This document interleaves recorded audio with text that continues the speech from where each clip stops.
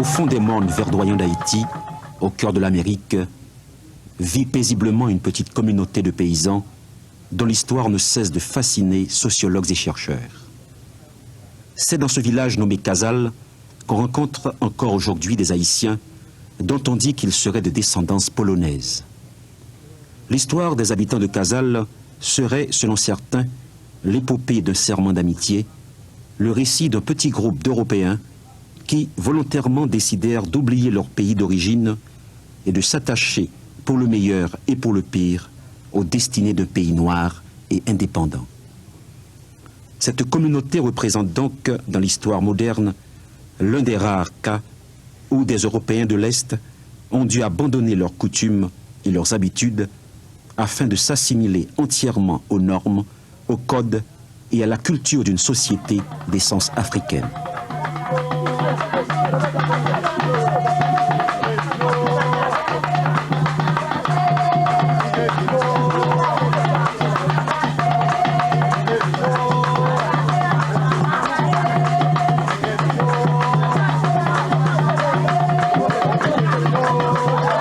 Et pourtant, les premiers Polonais qui débarquèrent en Haïti n'étaient pas venus volontairement, mais plutôt parce qu'ils y ont été forcés par les circonstances historiques de leur temps.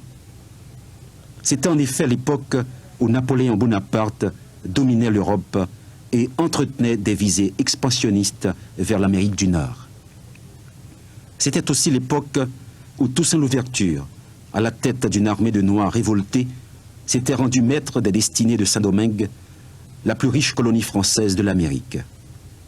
Toussaint était resté fidèle à la France, mais il avait assez de pouvoir à n'importe quel moment pour couper le cordon ombilical et faire de Saint-Domingue un pays indépendant de la France. Aussi Napoléon décida-t-il d'envoyer une armée forte de 21 000 hommes afin de soumettre les forces de Toussaint Louverture et de rétablir l'esclavage à Saint-Domingue. Cette armée, dirigée par le général Leclerc, beau-frère de Bonaparte, y rencontra une farouche résistance qu'elle n'arriva jamais à vaincre.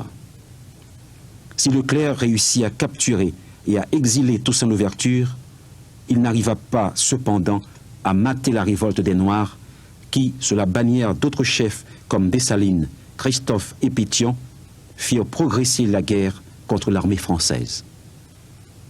Leclerc, à bout de souffle, se tourna vers Bonaparte afin de lui demander de nouvelles troupes.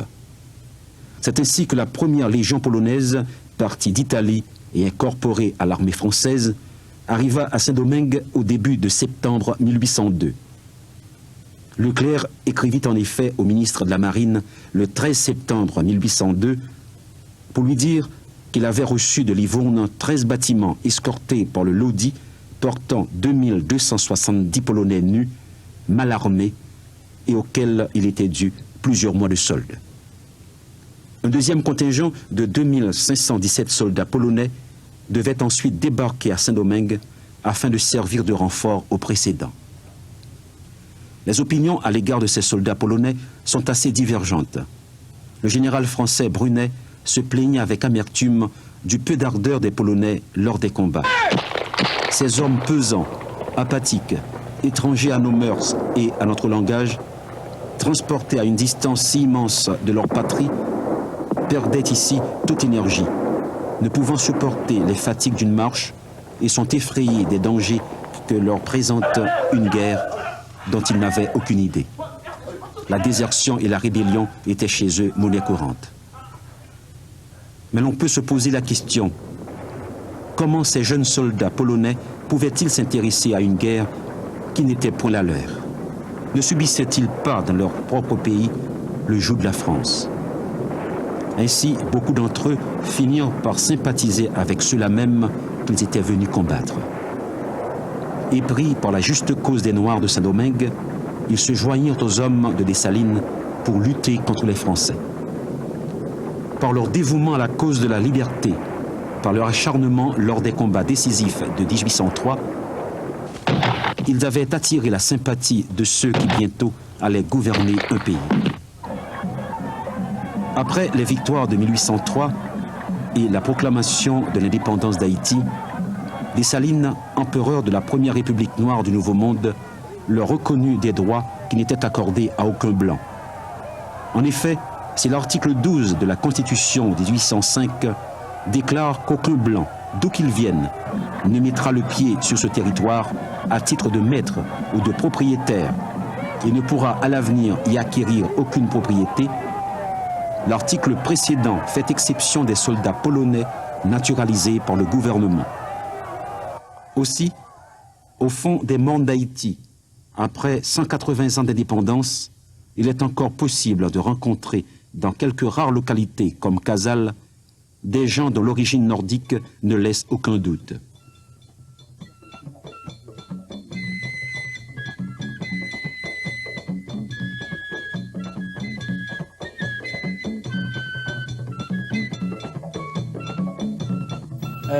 Je dois vous révéler que parmi d'autres preuves justifiant la présence de ces Polonais en Haïti, nous avons publié dans le volume Présence polonaise un inventaire des lettres écrites par ces Polonais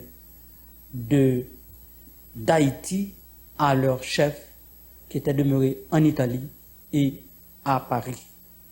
Et c'est intitulé Papier Domboski et qui se trouvait aux archives de la Pologne. Cet inventaire nous a été envoyé par l'ancien directeur, M. Hartmann. Romanski, lieutenant à la 114e demi-brigade de ligne, commandant du 2e bataillon de la dite brigade, au citoyen Dombrowski, général en chef des troupes polonaises. Citoyen général, avant de te mettre au courant de l'état de nos troupes, j'ai l'honneur de t'assurer, citoyen général, de mes sentiments les plus vifs et je te prie de les agréer comme preuve de mon plus grand attachement. Nous sommes arrivés en Amérique heureusement. Nous avons débarqué dans l'île Saint-Domingue, dans le port de Jérémie. Nous avons perdu beaucoup d'hommes dans les bataillons pour cause de maladies. Le 2e bataillon, à la fin de la guerre, se composait de 400 hommes, auxquels bataillons ont été incorporés les soldats de la 114e demi-brigade, nommée précédemment 3e brigade polonaise.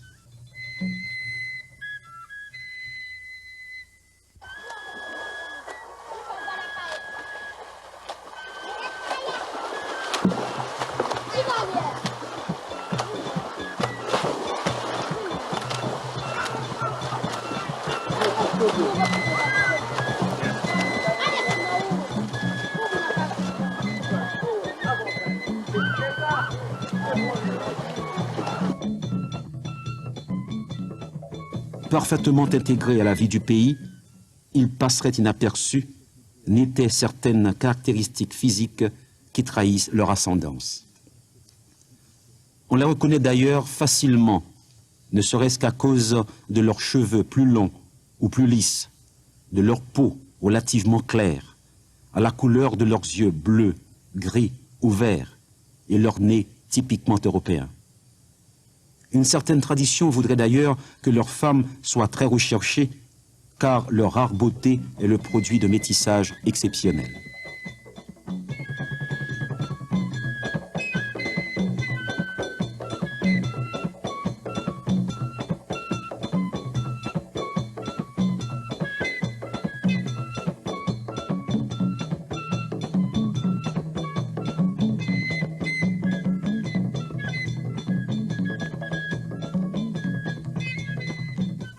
Un casalien à Montfrémont, invité par un homme de théâtre polonais, avait séjourné 8 mois en Pologne.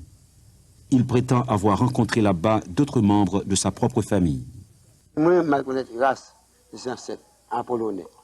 Ok? Je suis allé en Pologne parce que Dostoïevski est venu me chercher pour rencontrer la famille de mes ancêtres.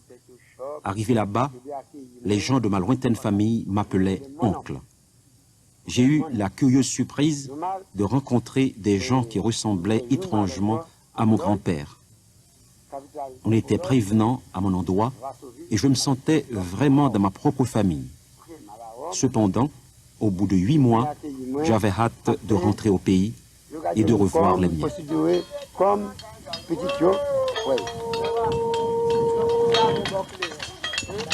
La vie n'a pas toujours été facile à Casale. Haïti, pays d'essence africaine, mais situé au cœur de l'Amérique, a dû se replier sur elle-même et trouver les moyens de sa survie au sein même de ses habitants. Aussi, le travail collectif est-il fréquent à Casale. Les paysans se réunissent dans des associations nommées Kumbit pour planter et pour récolter l'igname, la figue banane, le maïs et la patate. La nourriture doit donc être produite localement vu la précarité des moyens de transport. Et dans son alimentation quotidienne, cette population consomme beaucoup la cassave que l'on prépare à partir du manioc séché et transformé en poudre très fine. Cette recette a été transmise par les Indiens d'Hispaniola aux esclaves africains de Saint-Domingue. Recette qui est encore largement exploitée de nos jours à travers tout le pays.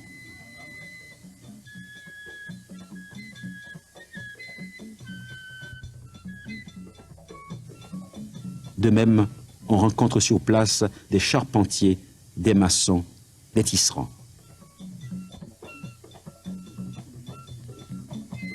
Situé aux confins de la chaîne des Matheux, à 50 km de Port-au-Prince et à 7 km de Duvalier-Ville, la ville la plus proche, Casale possède un sol assez fertile. Aussi, chaque jour de marché, les Casaliens à la fois producteurs et consommateurs affluent au centre du village, soit pour vendre leurs produits, soit pour acheter de la nourriture et des produits de première nécessité. C'est à tête d'homme ou à dos d'animaux que s'effectue le trajet de la marchandise. Casale est connu pour son manioc, sa patate douce et surtout pour ses manguiers et ses avocatiers souvent en saison.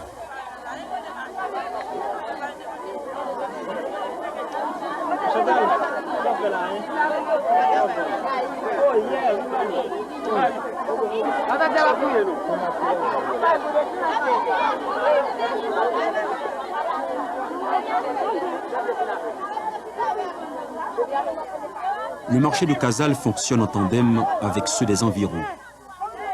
Le cycle prévoit le jour de marché à Duvalier-Ville chaque lundi, à Casale chaque mardi, à Hénin chaque mercredi, à Font-Blanc chaque vendredi. Au marché de Casale, comme partout ailleurs en Haïti, sévit cette coutume qui veut que la femme soit plus habile que l'homme dans l'art de vendre et d'acheter. Ainsi, un jour de marché à Casale n'est pas seulement un jour d'affaires, mais aussi une période pour rencontrer les vendeuses à la peau claire. Elles vous offrent toujours avec un beau sourire les produits de leur récolte dans l'éblouissante clarté du soleil tropical. On trouve un peu de tout dans ce petit marché de campagne, perdu au sein d'une nature généreuse, bercée par le chant des oiseaux. Des fruits fraîchement cueillis, aux plus grosses têtes de bétail.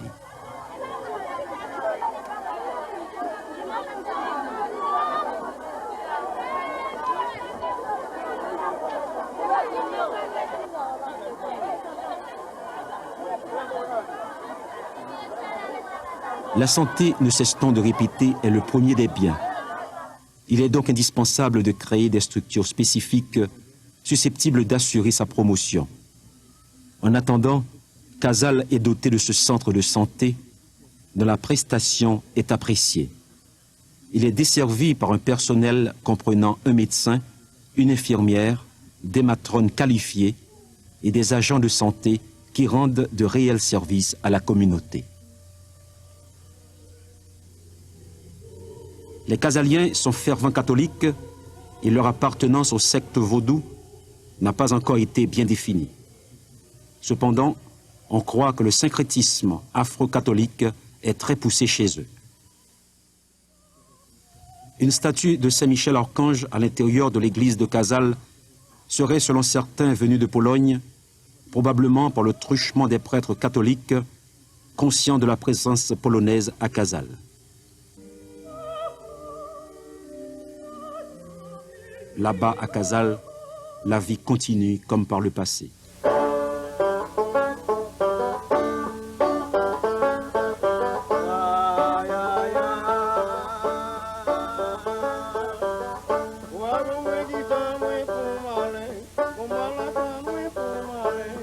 Toujours au son des banjos, que l'on écoute sur les tonnelles les douces chansonnettes.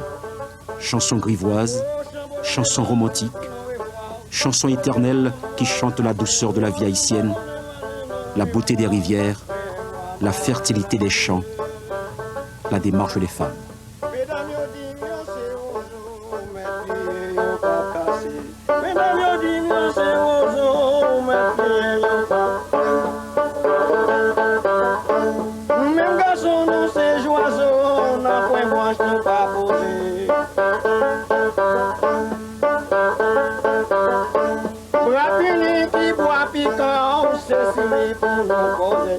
Messieurs, faites attention pour ne pas poser sur n'importe aïe, aïe, aïe, que va.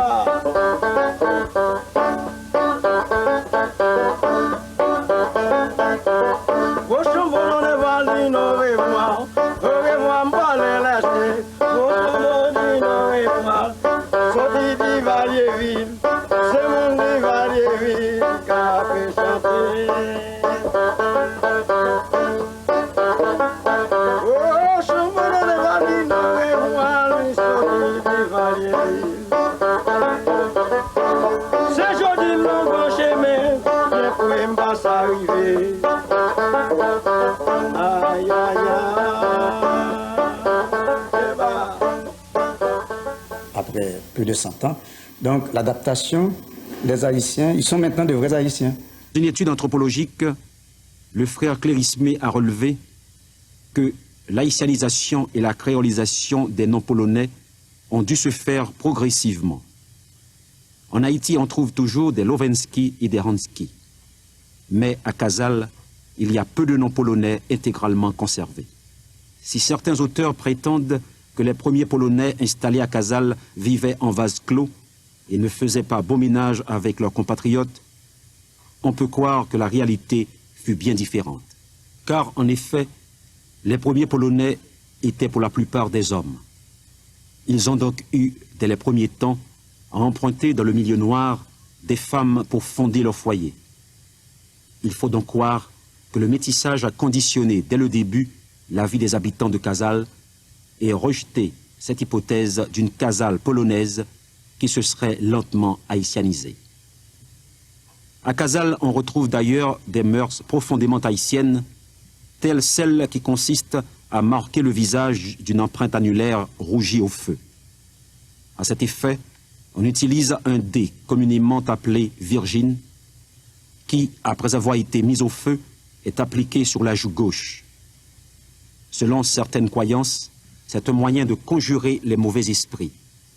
Ce rite est bien connu en Afrique, où les cicatrices ethniques sont chose commune.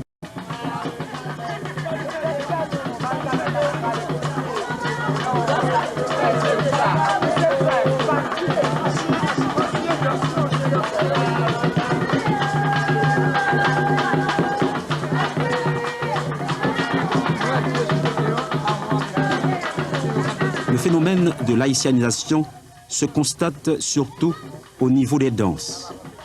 Une version créole de la polka a donné naissance à la kokoda, danse en 2 temps effectuée avec partenaires, et qui se rythme à Casals au moyen des tambours coniques importés d'Afrique. La kokoda est, selon certains, l'unique réminiscence tangible de l'appartenance casalienne au tronc culturel polonais.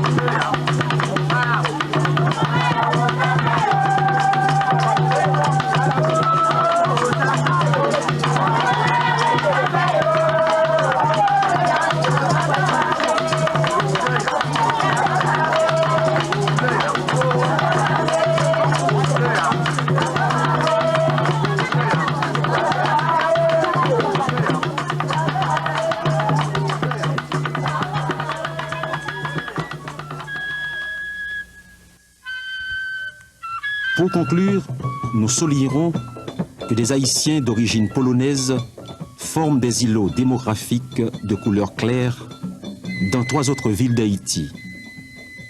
Il s'agit de Port-Salut, de Saint-Jean-du-Sud et de Fond-des-Blancs, situés respectivement à 218 km, 213 km et 75 km de la capitale. Ces Haïtiens déclarent n'avoir aucun document certain sur leurs ancêtres. À travers le temps, nous devons croire que les non-polonais se sont transformés ou bien les Polonais vivant à la campagne auraient adopté des noms haïtiens pour une meilleure intégration. Cependant, l'existence des pierres tombales portant des noms polonais est très connue. Malgré les cataclysmes qui ont secoué le pays, on les retrouve encore dans nos cimetières. Mais cette reconnaissance d'intérêt dans la recherche de la descendance polonaise en Haïti a été provoquée par la visite de sa sainteté le pape Jean-Paul II le 9 mars 1983. Au cours de son bref séjour à Port-au-Prince, l'évêque de Rome a reçu avec joie l'hommage d'une délégation des arrière-petits-fils de ces soldats polonais qui se sont si vaillamment battus aux côtés des esclaves de Saint-Domingue dans la guerre de l'indépendance.